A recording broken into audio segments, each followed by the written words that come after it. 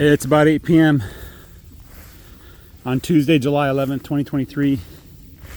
I was going to move the cows this morning. It was raining really heavy though, and it just kept raining.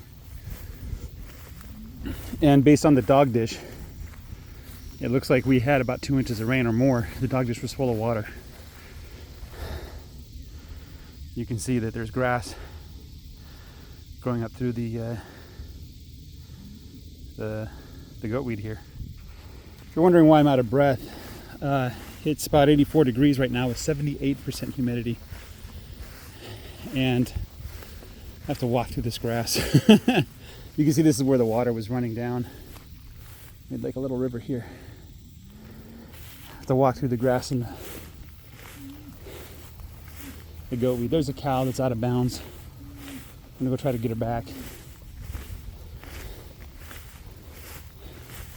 So last video I talked about young men, about how you have to keep trying and struggling, and I recommended doing something like a lawn mowing business. And keep your nose clean, find customers, keep them happy. Just find one of those jobs that has a very low startup cost and doesn't appeal to people who aren't willing to get their hands dirty and work outside. Today I kind of wanted to talk about finances and the evils of interest and why you should never ever get a loan. And I think some people will say like, oh, get a home loan. Yeah, I don't recommend that nowadays. When my parents bought their house that I pretty much grew up in, they paid like 25% interest on that loan. And I think the house was only like $40,000, which wasn't that much money back in the 80s, but the interest was what killed them. And as interest rates came down, they did refinance. But when my mom passed away, they still had a home loan on that house. They kept borrowing money. And their excuse, which you can argue whether it was a good excuse or not, I'm not making a moral judgment one way or the other. But their excuse was they had 8 kids, and 8 kids are very expensive. Now, coulda, woulda, shoulda, and you should never speak ill of your parents. I'll just point out a couple things. If they hadn't taken a loan and paid interest, we're probably talking like $1 million that they paid over their lifetime just on that house, not to mention the credit card debt and other loans and things that they got. The banks want you to have as much loans as you can possibly get, and they want those loans secured.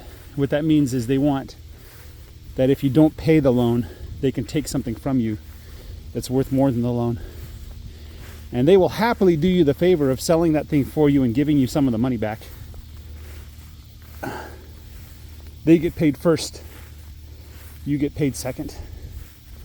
And so they obviously have no interest in selling that thing for a fair price in such a condition. The way bankers make money is it's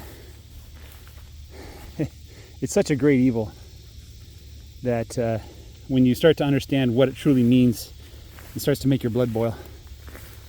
But I'm going to show you from a different perspective. Ooh, the cows already got to this grass here. I'm going to show you from a different perspective. Suppose I had $100 million, right? And I went out to 1,000 young men and gave them $100,000 loans at, hey, let's be fair, 5% interest. Okay? So assuming that everything goes well, they will pay me on that $100 million, $5 million a year. And what did I do to produce that $5 million a year? Did I, A, make some kind of good or service that is valuable that people are willing to pay for? Or perhaps I invented something new that made people's lives better and helped them make more money or live more comfortable lives. Maybe instead I did a great service to mankind, like I cured cancer or something like that. $5 million is a lot of money. $100 million is a lot of money, but $5 million is a lot of money too. The reason why interest is evil is because it punishes people for doing the right thing. I can think of better ways to share that $100 million with those young people that would not only profit me more, but would profit those young men more, and that would profit society even more. Okay? One of the ways, at the low end, kind of the dumb way, is just to give that money away, obviously. The young men can keep that money and they don't owe me or anybody else anything. And using that money, they can produce goods and services and things that other people will find useful and beneficial to society. And they can feed their family on the profit, right? Perhaps they're an unwise servant. So if I were to give a young man $100,000, he says, I'm just going to bury it in the ground. I'm not going to do anything with it. I'm not even going to, loan it out, which is exactly what we wanted to avoid in the first place. And even then, like, at least the money isn't doing something evil, right? So it's not a terrible bad thing, right? A better idea is to go out and find 100,000 eager young men and buy them $1,000 worth of tools so they can start a business, right? Then with those tools, they can go out, start a business, and then when they get around to it, they can pay me back for the $1,000 that I gave them, interest-free, right? And the nice thing about that is, even though it doesn't make me any money at best, at the worst, it puts a lot of people to work, right? It allows them to provide for their families and raise children. In my old age, I can't do that anymore, right? My wife can't bear children anymore. What good is the money to me, right? So that's another way that I could have taken that money and put it to work, and it'd be way more productive than giving out a loan and asking for interest. So giving the money out, giving things away, or asking for something in kind or of equal value to return. A third way, and this is the way that I think we should really be looking into, is to invest in the young men. And so maybe I find 1,000 young men and I open up my checking account and say, you have access to 100,000 of my money, and I want you to spend it as you see fit to make more money, but I'm entitled to half or 10% or something like that of your profits of whatever you do. And the thing about that scenario is it sounds even more greedy than a loan, right?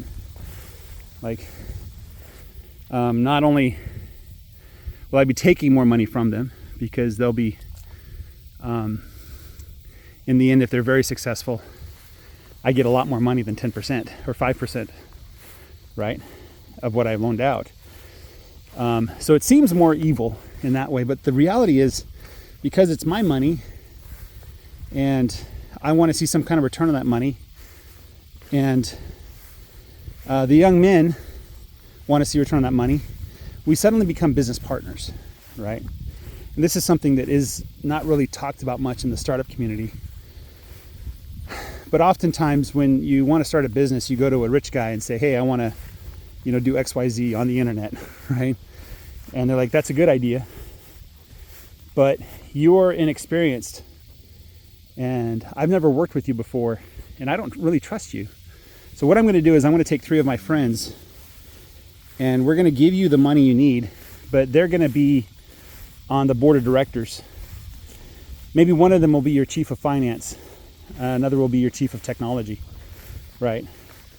And the reason why I do that is, one, I have access to greater resources than that person does because I know more people, one of more successful people. And also I want to see that money work. I want to see that investment returned, you know. So, but it also puts me and that young guy in a healthy relationship where we both want each other to succeed, right? Now, when things go sour, then things go sour, right? So if the business isn't working that well, if it turns out I picked the wrong guy to invest in, then worst case, I basically cut my losses and have to run, right? But typically, it doesn't end that badly. There's always something you can sell or reinvest or repurpose or something like that. So that's an interesting thing to consider. But see, interest, it sets up a conflict relationship. Like, you'll pay me that interest or else I'll destroy your life, right? And the person views the person he's paying interest to as an enemy, as a person who basically has control over their life until that loan is paid back. And that's true. And there's a conflict of interest there. There's not a unified purpose behind the two, right? Which is why I said just give the money away, right? If you just give the money away, there's no conflict. There's no animosity, you know? But if you invest the money, then there's a partnership that forms, and the upside is a lot higher, right? Something else I can do is I could create businesses and hire those young men as employees in that business. Give them a good paying job, doing something beneficial, but having them focus on something they know how to do rather than worrying about how to run a business. And that's another good strategy to use for money like that. And I applaud all the rich guys out there who run companies for the purpose of hiring and employing young men, especially if they're focused on helping them provide for their family. So that's kind of my thoughts there. On the other side of the equation, so you're the one receiving the money, or you're the one that needs the money. Let me give you some suggestions on how to get money. Number one, you don't need the money. Every time you sit down and say, I need money, the only person who needs money, who is going to ask for money, is the guy who's collecting interest on a loan, right? That's the only person. And that's really the only reason you need money, right? Everybody else you can negotiate with. Negotiate some kind of barter or exchange at the very least. Okay. For instance, if I have a truck and I need it fixed, and if I can't get it fixed, I can't work the land. You'd say, oh, you need money for that. Yeah, you know. Well, what if I know the mechanic, and I go to the mechanic and say, hey, I don't have money, but I do have a freezer full of top quality beef. And the mechanic says, well, I like beef, I like steak. Why don't you allow me to pick the best cuts of beef, like 200 pounds or some crazy number, and I'll fix that for you. Or they might say, you know, I know you're a good guy and I like you, and I want you to succeed. I'll do this for free. You just pay for that thing. You just find this and I'll do it for free. People do that often around here, especially when they're not starved for money themselves. So first solution is you really don't need money. Figure out ways to get the things that you need without money. Figure out how to do with less, right? Maybe I don't need the truck after all. Maybe I can just call my neighbor and say, hey, can I borrow your truck that one time that I actually need it? And, you know, things like that absolutely work. Number two, if you really need money, then you may be able to find money by cutting expenses. And what are expenses? Those are things that you're using money for that you need, right? Obviously. But it's just money going out the door, right? And so maybe there's somewhere you can cut expenses and free up that money. For instance, if you have a subscription to Netflix, you can cancel that. And that's what, $20 a month right there. Okay. $20 a month times a year, $240, right? So you're already talking about $250 over the course of about a year. And that's just one thing. Maybe you skip the morning coffee.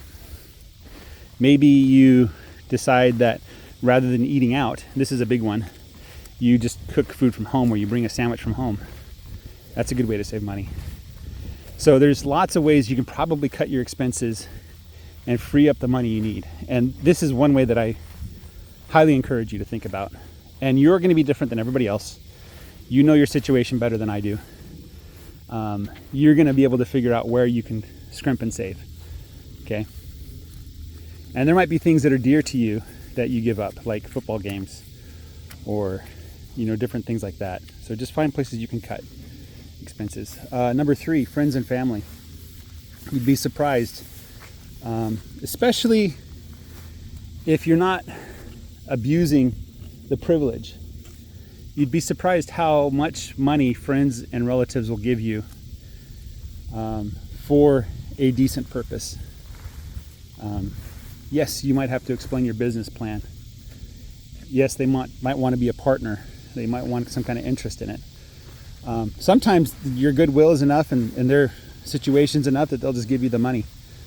Maybe not even ask for it back. I've done that to a couple of my friends. One guy, he wanted like $150 to go to some conference.